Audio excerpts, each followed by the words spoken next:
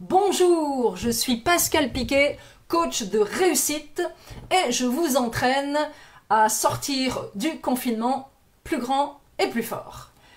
Vraiment, je pense que vous allez être plus grand et plus fort. On y travaille et je vous aide à devenir droit. Vous vous rappelez, hein? Faut pas être comme ça, hein, avec toutes les cordes sensibles. Ding, ding, ding, ding, ding, ding. Donc, je vous entraîne à être droit comme ça. Pas comme ça, mais comme ça. Mais je suis allée dans la forêt et j'ai décidé que c'est comme ça qu'il fallait être maintenant. Ça, c'est trop mince. Ça peut plier. Je vous enseigne à être comme ça. Droit comme des i. Et ça, là, croyez-moi, ça ne plie pas. Ça n'est pas comme l'arc que je vous ai fabriqué et qui représente toutes les blessures sur lesquelles on joue. Ce sont vos cordes sensibles. Donc, soyez bien certains que c'est comme ça que vous sortirez du confinement, n'est-ce pas? Droit comme des i. Si vous êtes entre 1 et 4, ça va vous renforcer, croyez-moi. Là, c'est inébranlable, c'est du solide. Là, c'était un petit peu... Bon, il y en a qui sont comme ça. C'est bien, c'est bien. On est en progrès. Mais quand vous serez grand, vous serez comme ça. Alors, aujourd'hui, eh bien, ça c'est toujours pour ceux qui veulent m'écrire, ceux qui ne vont pas bien, ceux qui ont des questions. Je réponds. Hein, si je ne réponds pas, c'est que je n'ai pas reçu votre message. Donc, allez-y, écrivez-moi. C'est avec plaisir que je vous répondrai gratuitement. Eh oui, mais attention, parce qu'il y en a qui me posent une question, 2 questions, 3 questions, 5 questions. Oh oh, ça c'est réservé à mes clients. 1 ou 2 questions, 3, je veux bien, mais me demandez pas de vous coacher aussi, parce que mes clients, ils sont là en attente, donc je me dédie à eux en priorité. Alors, aujourd'hui, je sais plus ce que je fais comme les journalistes, je ne sais plus où sont mes feuilles. Oui, aujourd'hui, c'est le coup de boost numéro 28. Et nous sommes le 28. J'ai trouvé ça amusant. Ça fait 28 vidéos plus une, le pilote, comme je le dis, que vous suivez vos évolutions à vous, parce que c'est plutôt vous qui évoluez plutôt que les miennes. Et puis, aujourd'hui, je souhaite saluer quelqu'un qui me touche beaucoup, c'est Christine. Christine Gauthier, qui a grandi avec moi. Enfin, nous avons grandi ensemble. C'est la personne, je pense, qui me connaît depuis le plus longtemps qui soit. Donc, Christine, je te salue, ainsi que toute ta famille. Et puis, Christine, on était ensemble chez les bonnes sœurs catholiques, alors que j'avais un statut de protestante, et oui, et de communiste, parce que, étant fille d'ouvrier, j'étais dans une école de riches, donc j'étais protestante et communiste. Ça faisait pas tellement avancer mes affaires, donc j'ai développé l'humour. Je voulais vous dire aussi, pour ceux qui courent ou qui boivent de l'eau chez eux, soyez prudents. Et je ne parle pas juste du plastique, je parle de l'embout. Parce qu'on est dans une période de bactéries et de virus. L'embout, vous avez plein de bactéries dans la bouche et vous en mettez dans l'embout. Hein, vous y crachez à longueur de journée. Les bactéries se forment. En plus, c'est dans un environnement humide. Et ici aussi, les bactéries vont faire une espèce de rassemblement et vont proliférer. Donc, soyez prudents si vous utilisez une bouteille en plastique qu'on vend dans le commerce ou même une bouteille de ce style avec un embout. Nettoyez l'embout parce que vous allez créer des bactéries et ces bactéries, vous les avalez. Et oui, comme le foutu virus qui fait du toboggan et se rend où il faut pas. Donc voilà, ça c'était pour les sportifs et ceux qui boivent de l'eau. Buvez de l'eau, ça c'est très important. Vraiment, il faut y penser. Et puis, on va faire des petites révisions. Parce que pour ceux qui prennent la vidéo en route, donc vous vous rappelez, aujourd'hui, comme hier, on a commencé hier, on travaille sur la confiance et l'estime. Ce sont les réponses à tous les maux des êtres humains. Quel que soit le problème qu'un être humain rencontre, à moins que ce soit un problème de santé mentale, c'est forcément un problème de manque de confiance et d'estime. Donc, vous vous rappelez, c'est l'anxiété est provoquée par la carence affective, manque de reconnaissance, affection, protection. La confiance et l'estime ne se développent pas. On rentre dans des compulsions pour remplir le vide parce que l'enfant intérieur vous fait faire de l'anxiété. Ça, c'est un dessin que j'ai réalisé moi-même et qui est déposé. Donc, si vous l'utilisez parce que vous êtes thérapeute, eh bien, merci de signaler vos sources.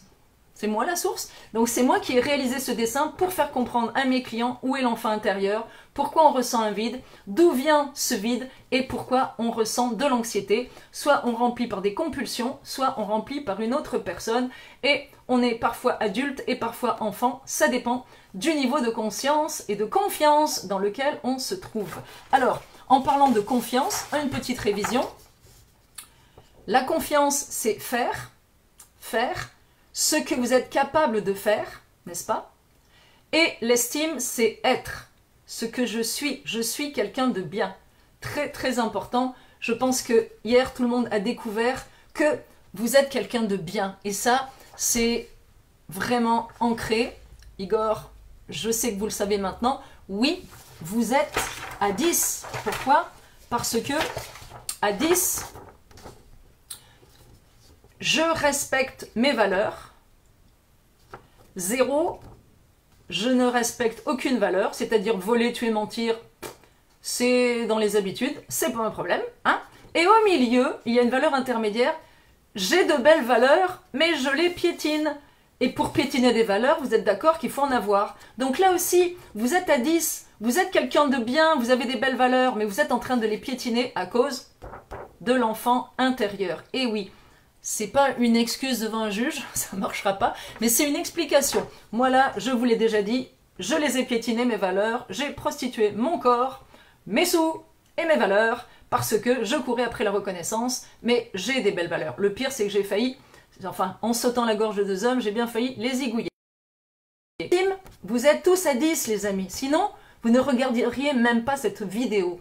Parce que quelqu'un qui est dans cette section-là, qui est à 0, il est en prison, ou il va pas tarder à y être, ou alors il est tellement trou noir affectif, parce que ça, ce sont les trous noirs affectifs du dernier degré, qu'il ne se préoccupe de personne, et c'est la loi du nombril. C'est ce que vous appelez les pervers narcissiques manipulateurs, mais ça, c'est aussi une stratégie de survie. Le desperado, il est à 10, il veut sauver tout le monde, la planète entière, il a des belles valeurs. Le trou noir, il en a pas, ou s'il en a, elles sont à lui, bien à lui, c'est lui qui dicte les règles, et du coup, vous vous faites bouffer. Donc celui-là n'a aucune règle, celui-là en a plein, donc devinez qui perd? Eh ben celui qui dicte les règles et qui les change tout le temps. Voilà, et le pauvre desperado qui lui fonctionne sur des belles valeurs, il n'arrive pas à comprendre que celui-là essaie de l'humilier, de le voler, de le détrousser, de l'écrabouiller. Ces deux-là ne peuvent pas se comprendre, n'est-ce pas? Donc voilà pour l'estime. Tout le monde est à 10. Tout le monde est quelqu'un de bien. C'est très important de l'accepter. Ça commence par là. Donc, on continue. Ce qu'on avait déjà commencé hier.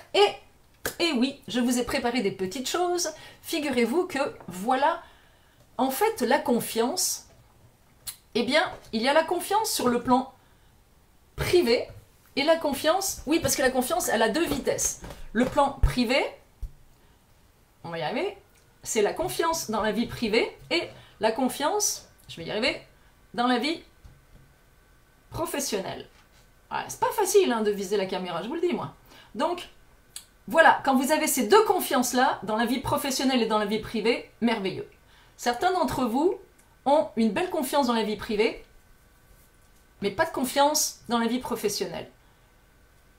Ça arrive. Vous avez une belle vie de couple, mais votre vie professionnelle, il n'y a aucun moyen de la stabiliser. Ou vous avez une belle confiance en vous dans la vie professionnelle, je vais y arriver, mais aucune confiance en vous dans la vie privée. Ça, c'est un cas que je reçois beaucoup. Hein. En général, la vie professionnelle, elle est top. La vie privée, il y a des problèmes. Alors, la vie privée, c'est parce que la confiance, qu'est-ce qu'il faut faire? Il faut la gonfler. Donc, vous vous rappelez que pour gonfler la confiance, eh bien, j'arrive. C'est pas celui-là. Il m'en manque un. Non. Ah ben oui, il est encore dans le four. Voilà. Parce que je vous prépare toutes sortes d'outils, n'est-ce pas les amis?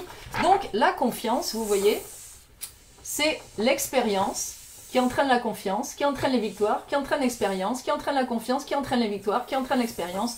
La confiance, elle se gonfle. Quand vous partez de chez vos parents, eh bien, c'est ce qui va se produire. L'expérience va entraîner la confiance, qui va entraîner la victoire.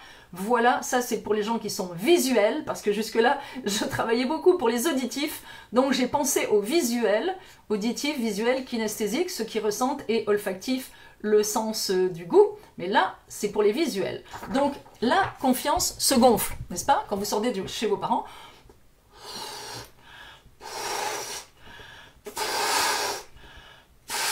donc, vous essayez de la gonfler. Mais, il y a des circonstances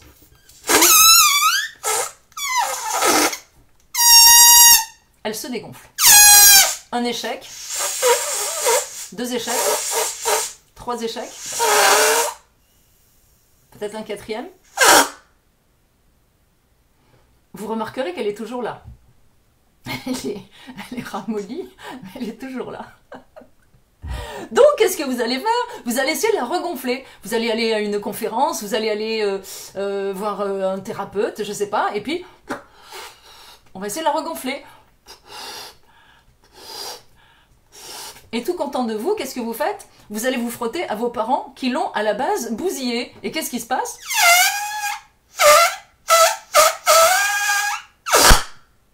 Et oui, vous tombez sur des parents toxiques ou négatifs. Chaque fois que vous regonflez votre confiance, qu'est-ce qu'ils font?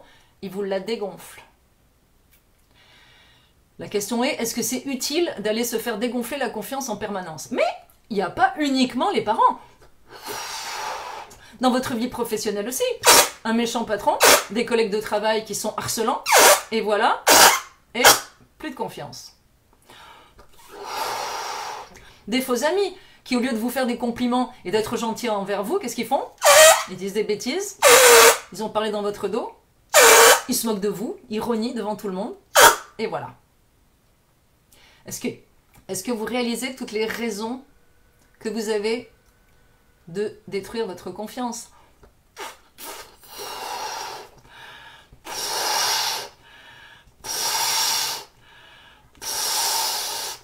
Parce que vous essayez de la regonfler, et à chaque fois, si vous ne faites pas attention, si vous ne respectez pas les consignes de sécurité que je vais vous donner, eh bien qu'est-ce qui se passe? Elle disparaît. Elle disparaît. Donc, votre mandat envers vous-même, c'est déjà de faire en sorte que vos assiettes, dans toutes les sphères, soient équilibrées. Il faut qu'elles soient équilibrées. Et pas comme ça en train de tomber parce que vous avez perdu votre confiance en vous. Il y a tout qui dégringole. Il faut qu'elles soient équilibrées. Ça, c'est important. Et pour les équilibrer, évidemment, il faut de la confiance. Donc, on a l'impression qu'on tourne en rond, mais pas du tout. Donc, souvenez-vous, si vous voulez une belle confiance dans la vie privée et la vie professionnelle, eh bien, il est peut-être temps de travailler sur vous ou de suivre les conseils que je vais vous donner. Donc, si vous êtes entre 1 et 4, vous allez remonter. 5 et plus, ça va être un peu plus compliqué.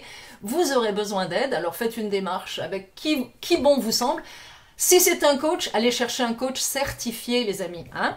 Parce que souvent, les gouvernements vous prennent pour des imbéciles, ils pensent que vous allez avoir affaire à des charlatans, vous n'êtes pas assez intelligent pour vérifier et valider les faits d'armes, les diplômes de la personne. Donc, allez vers des coachs certifiés. Attention à ça.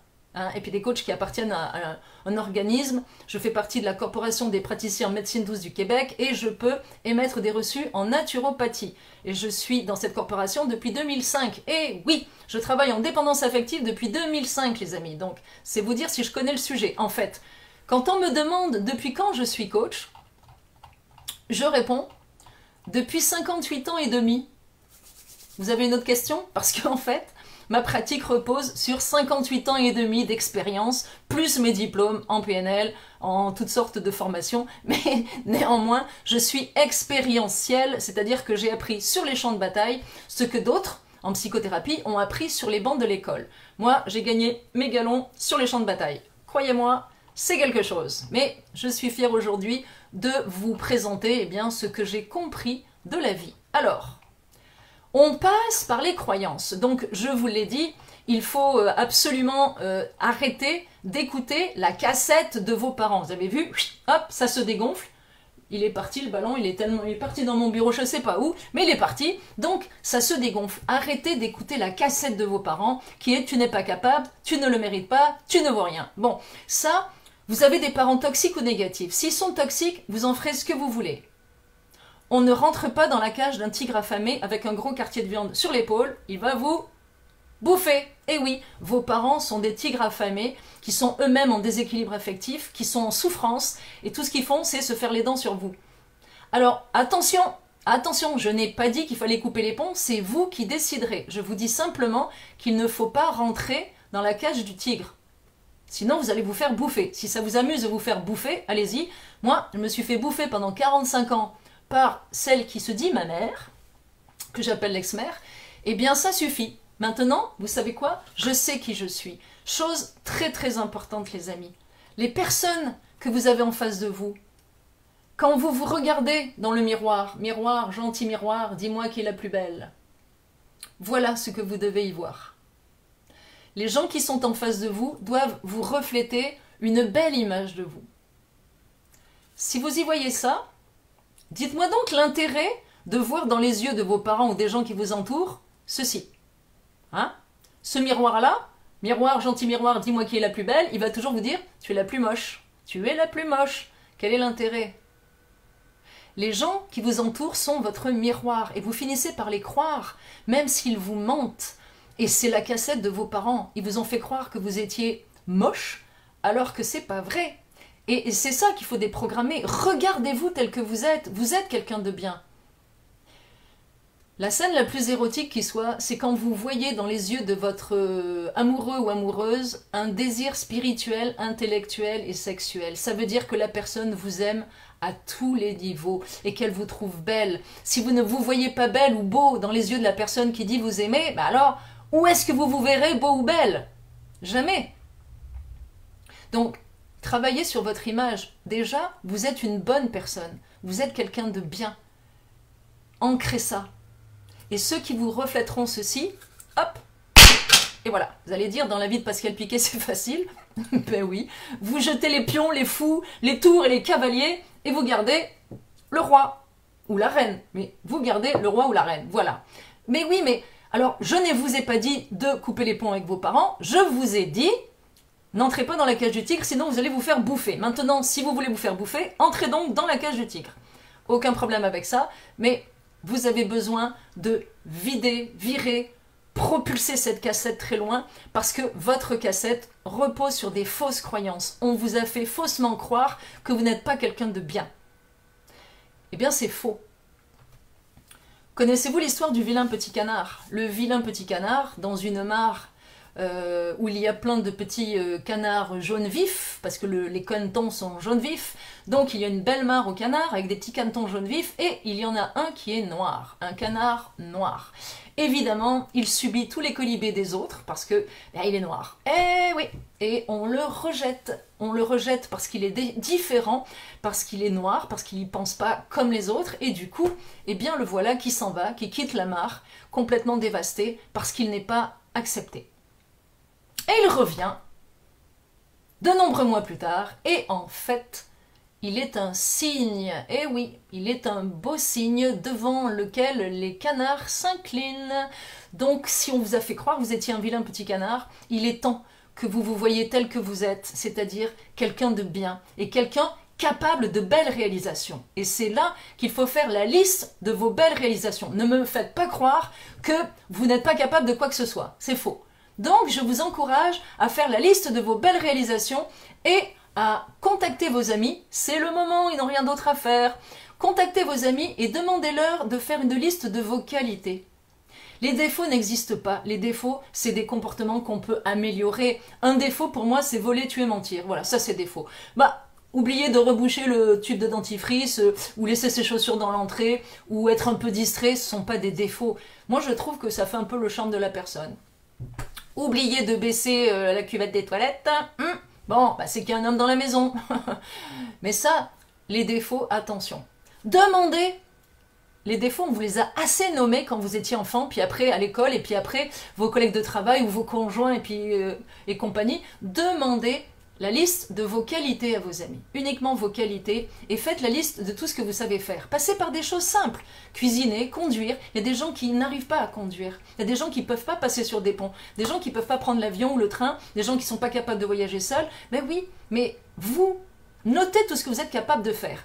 Et vous vous souvenez, sur Facebook, je vous avais dit, je vous avais proposé d'aller, alors c'est pas le temps, après le confinement, au restaurant ou au cinéma tout seul. Essayez cette tentative et vous allez voir la liberté que ça procure parce que vous allez vous rendre compte que vous en êtes capable et vous serez fier. Parce que chaque fois que vous ferez une victoire, eh bien, qu'est-ce que ça va amener? La confiance. L'expérience entraîne la confiance, qui entraîne les victoires, qui entraîne l'expérience, qui entraîne la confiance. Donc faites des gestes simples, juste pour vous conforter dans l'idée que vous êtes capable. On est capable de toutes sortes de choses. Alors, on n'a pas besoin de changer la face du monde, de changer la vie des gens, et vous n'êtes pas obligé de trouver le... Enfin, pas vous, hein, de trouver le vaccin au virus. Vous pouvez faire des choses très très simples. Parce que si vous ne reconnaissez pas qui vous êtes, et voilà, l'élastique vous ramène à votre enfance, à votre naissance et à vos blessures. Alors, blessures. Je tiens à saluer tout particulièrement Roger. Roger, je sais que tu regardes. Mon cher Roger, Roger Castillou, on se rappelle d'un séminaire à Saint-Jean-de-Mata où mon cher Roger était au fond de la salle et il n'arrêtait pas de parler des blessures, les blessures, les blessures. On ne sort pas des blessures, les blessures on les a toute sa vie, c'est pas possible de les régler. Eh bien si, à un moment donné, je dis à Roger...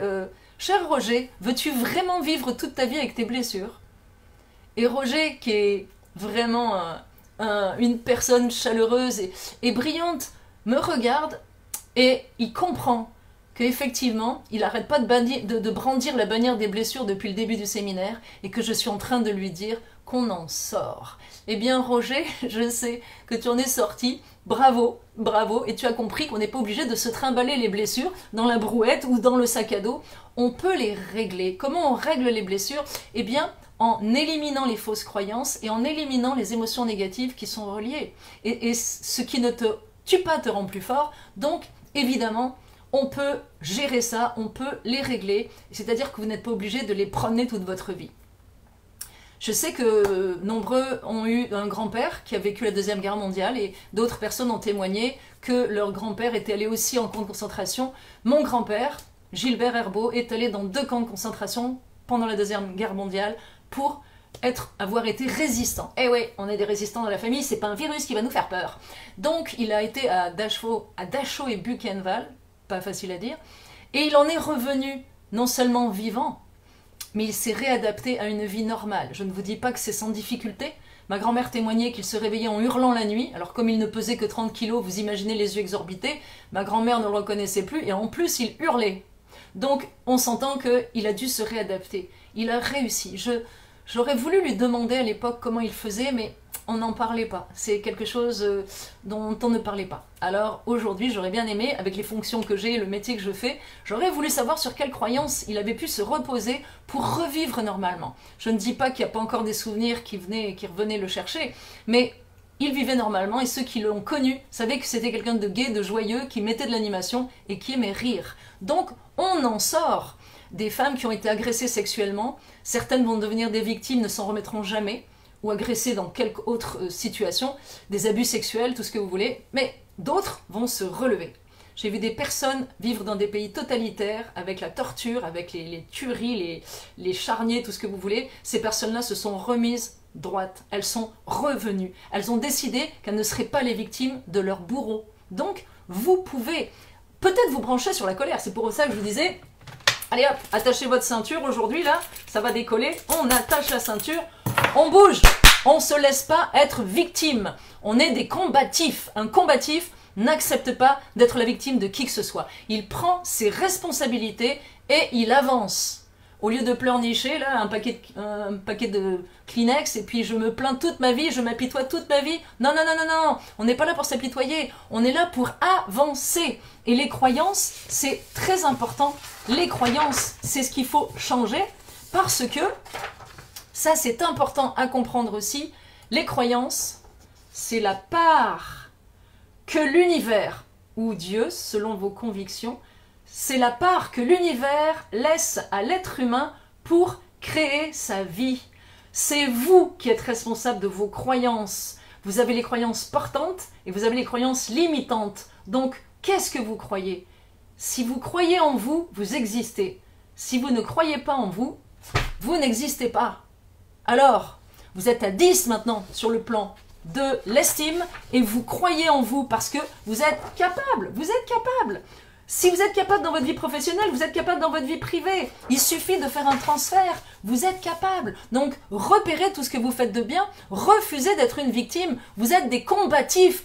Sinon, vous ne regarderiez pas cette vidéo. Alors, on se reconstruit. On se reconstruit ensemble. Donc, les blessures. Alors, les fameuses blessures, n'est-ce pas? Ce sont celles-là. Il ne faut plus qu'on puisse jouer sur vos cordes sensibles. C'est fini. Fini, fini, fini. Ça là, rejet, abandon, trahison, injustice, humiliation, ding, ding, ding, ding, ding. Et voilà pourquoi vous pliez. Voilà pourquoi vous êtes des tapis welcome ou des paillassons. Ça, on ne plie plus. Il faut les régler. Et si vous réglez vos blessures, eh bien, vous devenez droit comme un i. C'est comme ça que vous voulez être inébranlable, ok?